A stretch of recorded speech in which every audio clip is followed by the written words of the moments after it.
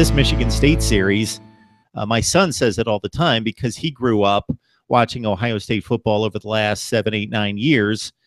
Michigan's not a rival to him. He understands the history. He knows what's been preached to him.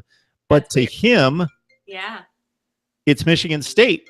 It is completely crazy to me to think that that as long as he's been alive, it's true. The rivalry, obviously the rivalry is important for those of us who, have loved and watched the history and have lived through the John Cooper years.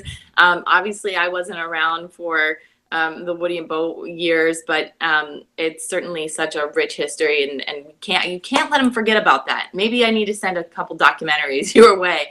But this Michigan State series, you're right. It has been decided over the last couple games of 4 points total. These last two games have been decided 4 points total. It's just amazing to me to think how. And if you look at it, it's eerily similar to what happened with Iowa, with Michigan State in 2015 when Ezekiel Elliott had under 10 carries, I think, on the day, and that's his famous, speech and diatribe afterwards. But when they start to abandon this team, not necessarily as a power running team, but maybe just doing a better job with the RPO or feeding your playmakers. I think even at times we saw Curtis Samuel not get the ball as much as he should. And he was one of the most dynamic playmakers. And obviously he ended up saving the day with the Michigan game. But I'm hoping that Ohio State understands that if they do get in a pickle, if they do get behind against this Michigan State team, it's going to be difficult mentally for them not to go to the place that they went to in Iowa, but to be there and be in that place that they were against Penn State. Luckily, it's at the Horseshoe. Quick history lesson for anyone who watches us that is not necessarily a diehard Ohio State fan, or maybe you are, but just if recently because of age or whatever, or just recently an Ohio State fan and locked in the here and now.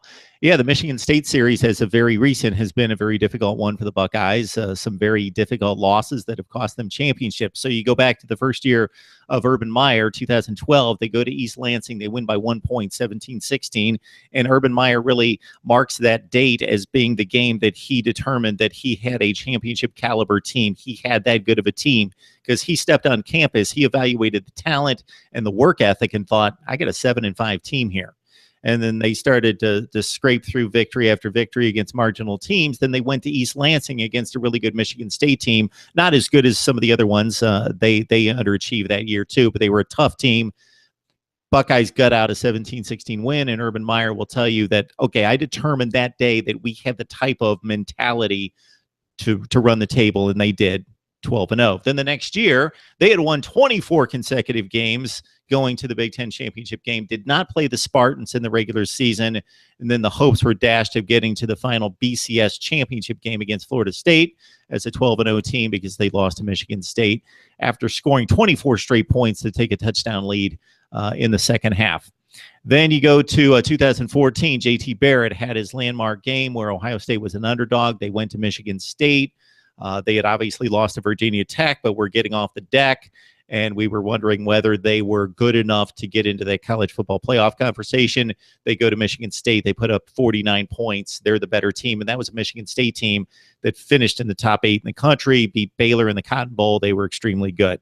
2015, you got a Michigan State team that eventually went to the Big Ten championship, went to the college football playoff, got smashed by Alabama, was clearly not the best team in the Big Ten, but they won the game in Columbus when, as Claire pointed out, Ezekiel Elliott had 12 carries on the day, like 32 yards, and it was a lot of J.T. Barrett running a bunch of sweeps and quarterback keepers, and it was just an odd game in the rain, gloomy conditions, just a slow track, and not the game Ohio State with its playmakers wanted to play, and Michigan State kicks the last-second field goal to win and cost Ohio State, a team that was just loaded with amazing NFL talent, and relegated them to second place in the Big Ten. And they still finished in the top 4 or 5 in the country because that was the one loss. And here we stand. And even last year, despite all of Sparty's issues, going 3-9 and 1-8 in the Big Ten, it took a failed 2-point conversion in East Lansing for the Buckeyes to eke that one out 17-16. So this series has been something else. It really has been. And the thing that really scares me is that when games are close like that, you and I have talked so many times, when games are close, what tips the scales in the other direction. And one of those things is something the Buckeyes have really been struggling with is discipline. Discipline. And you're starting to hear it more often in other kind of national sports media about this team being undisciplined and highly penalized. And there are times where this team gets in their own way. They also can't have another day. The breakdown was complete with Iowa, but this team was going into that game with a great red zone defense, and Iowa had 0 problems. They were 7 for 7 in the red zone, not a single problem in the red zone. So this is going to be a team that if they do start to bend, they have to come back and remember not to break against this Michigan team.